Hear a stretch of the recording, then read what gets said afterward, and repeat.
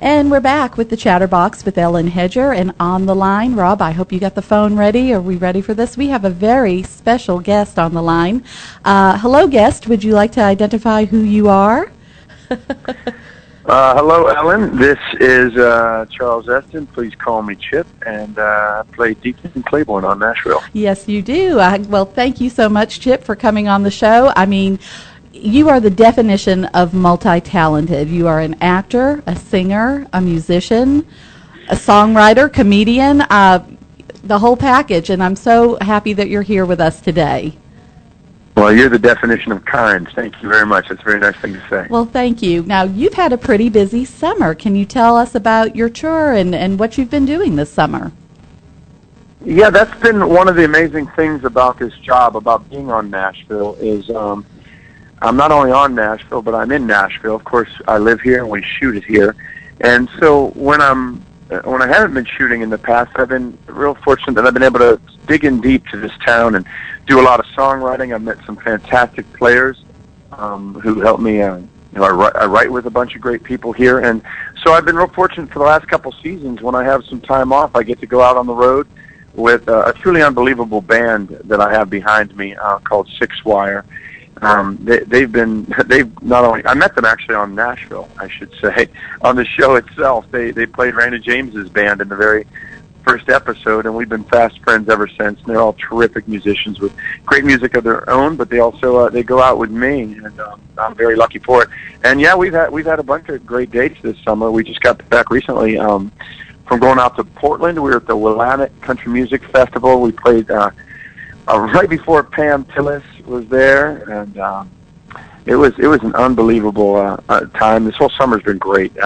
As much as I love the acting, to get to do both like this, it's really a dream come true. That's great. Now, you have had the opportunity with the show to work with some amazing professionals. Do you have a favorite, or who's still on your bucket list maybe to work with? Well, you know what? I have to say that one of the things that blew me away being in this town is there's this very great mixture of talent and kindness. Some of the people here that are just flat out the best in the world also end up being the nicest in the world. Vince Gill was among the first to make all of us actually feel very welcome. He's been on our show a couple times.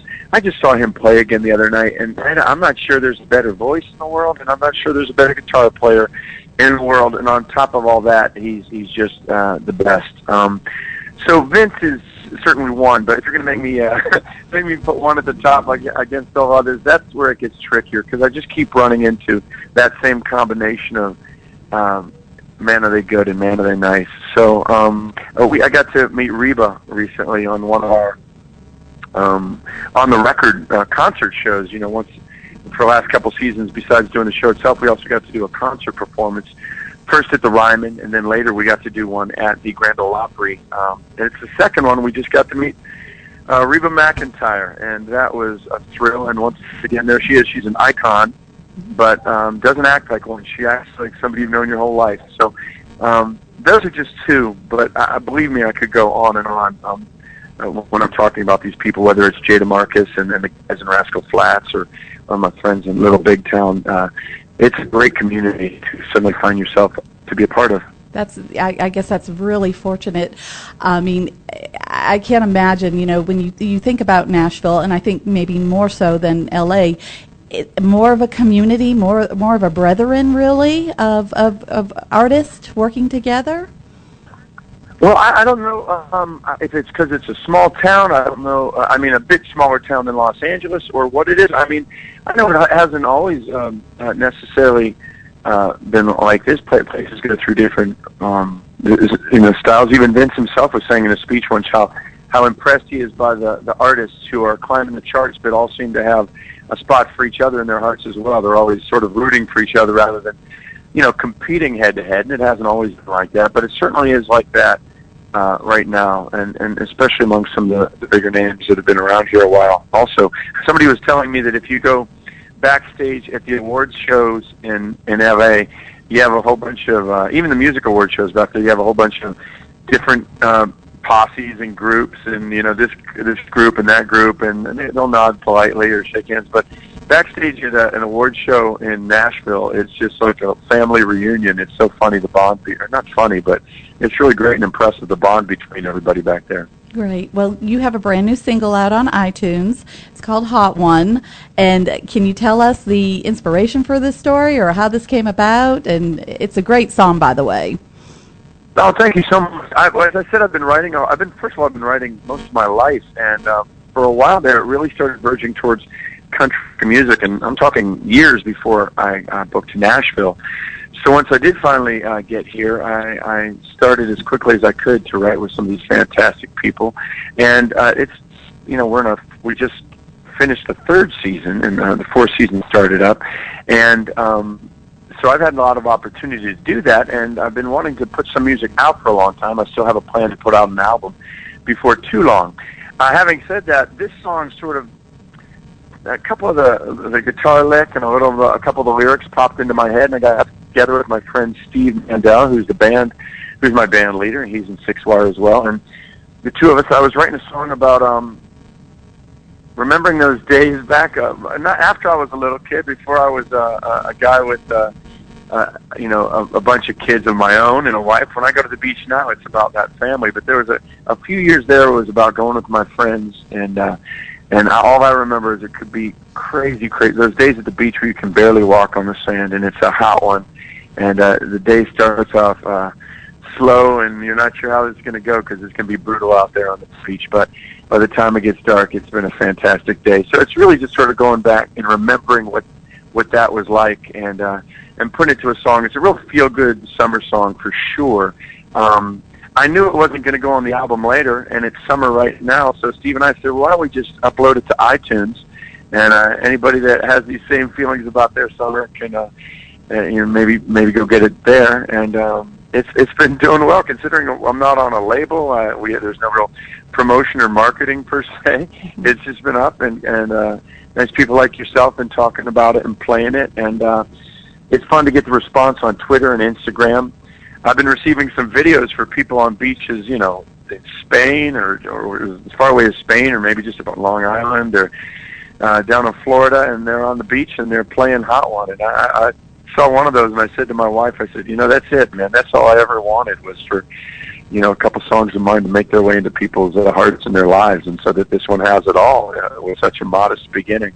It's huge for me, and I love every second of it. Well, that's great. I think that song, like you said, it hits a chord with everyone, whether you're currently living that age demographic or you're thinking back to days of yesteryear. It's a great song, and I hope everyone gets on iTunes and downloads it and shows you the support, because it's phenomenal. It's addictive. It's a Thanks, Ellen. You're welcome. Now, tell me what you get when you're performing in front of a live audience. What is that feeling, whether it's a smaller venue or a bigger venue? What does that feel like, stepping on that stage?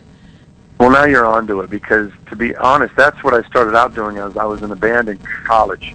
And that connection, that standing up there with a guitar and a microphone, and just in some sense, you're not just playing the songs. You're trying to play the audience. You're trying to move them, and that's what the great ones do.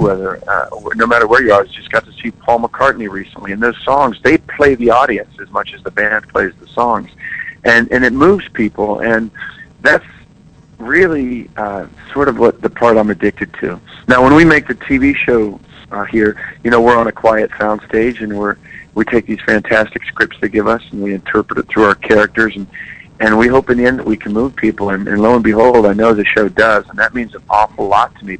That's a little bit of a remove. They're not right with us generally. Once again, social media lets us know how they feel about it, and how they're loving these characters and their journeys and the songs. So I love that so much, but to be right there in the middle of it all, and to play a song like Hot One, in many cases, or most cases for me actually, I'm playing not only a bunch of songs that people have never heard because they're my originals, but at the moment they can't even go by. Mm-hmm. They're available in record stores nowhere except for Hot One. So to be right in the middle of that, it's a moment in time that's here it comes, and there it is. You're right there. We're getting ready to go to Billy Bob's this weekend on Saturday night, and all I can say is I'm completely thrilled, excited, can't wait, because whatever else it's going to be, it's going to be partially us and what we do, and it's going to be a whole bunch of that crowd on what they do, and then when it's done, it's done. That was that night. So that connection that you ask about is the very thing that I noticed that I want, and that, lucky me, I've been able to get out on the road with my friends. Do you have a preference whether you like performing up-tempo versus the slower songs? Do you like them both, or one maybe a little bit more than the other? It's funny because the show has a lot of that. Obviously, we have the slow and then in the up-tempos, and Deacon plays a whole lot of the down-tempo songs, and so do I. I write a whole lot of those. For me, it's really about the venue. So, for instance, if I'm at the Bluebird, I'll bang out a couple on the guitar that are up-tempo, but a whole lot of them, too, are those ones you can take it down to where you can hear a pin drop. And it's the same with some of the theaters we've been in this summer. We played a couple theaters, and we even did with the Nashville tour. And in those instances, once again, you can take it down and get real quietly. Now, if you're in a honky-tonk or at a festival where there's a roller coaster flying by, about 100 yards away, that gets a little trickier to evoke that mood of that quiet song. So there you might go, well, let's take it the other direction. And in a little bit, you're also a carnival bunker, too. You're saying, hey, there's some noise over there. There's a whole lot of fun going on over there. What is it? Let's go check it out. But it depends from night to night. So sometimes you'll call an audible. Sometimes you'll go, I think we'll play this song right here. And you go, no, this audience is ready to party and have a great time. So you just go along with them. Other times you say, well, let me lead you somewhere. Let's go here for a second. And that's fun too. So it's hard to say that just in general I prefer one over the other. I don't at all. Like I say, I prefer that connection. So whatever gets it. Now, have you been to Fort Worth before? I have not, actually, and I've been hearing a lot. As I said, the guys in my band, these are all experienced professionals, and they, to a man, have all played Billy Bob's. And as soon as I asked them if they were available and told them might be going there, they all got a grin on their face, and not just for the place itself, which is the main reason, but what it's right there in the middle of it. There's a restaurant we're going to. I don't even know the name of it, but that's part of the experience as well. And of course, the stockyards that it's all right there in the middle of. So this is as excited as I've been in a while for a show. Well, you'll love it. And I was going to say, after the interview, I would be happy to give you a few restaurant locations and tips, because whether you want, barbecue or you want, good Mexican food, I can steer you in the right direction. But it sounds like that. Well, I appreciate that, and I'll take it. But I got to tell you, I think I'm at my band's mercy. There's a place that they love and that they're taking me to. So I'll listen for sure. But well, I know I'm going where they want me to go. Well, you're within walking distance of. I hope you get ready. You better be ready to exercise next week when you get back to where you're getting back to, because you're going to eat very well here in Fort Worth. Now, at Billy Bob's this weekend. Well, I tell you what, if we rock hard enough and that night gets crazy enough, I might be able to work a good portion of that weight off. We'll sweat it off in that fantastic room. Oh, yeah, it's a great venue. You're going to love it. Now, sharing the stage with you is going to be your Nashville co-star, the lovely Claire Bowen, who plays Scarlett, your niece. That's correct? Absolutely, that's correct. And we've been able to do a couple of those, more than a couple actually, that we've been going out together, Claire and I. And it's just fantastic because obviously we appeal, we have a common appeal in terms of the show, and people love the show and our relationship on the show. But then we also, our music is somewhere overlaps and somewhere it's very different. So it's great to have that full show that offers both to everybody. And plus we just love getting to work with each other, whether it's shooting a scene or being on stage. She's fantastic, and she'll play a bunch of her numbers, a couple from the show, and then we do a couple together as well that you guys might recognize from the show Nashville. Great. Well, why don't we do this? Why don't we take a moment and we're going to listen to your song, Hot One, and when we come back, we'll talk a little bit. I'll try to get a little bit out of Chip about Nashville. I don't know if I'm going to be very successful or not, but let's see what we can do. So coming up now on the ChatterBox, I'm happy to announce the new single out on iTunes called Hot One, and let's hear it right now.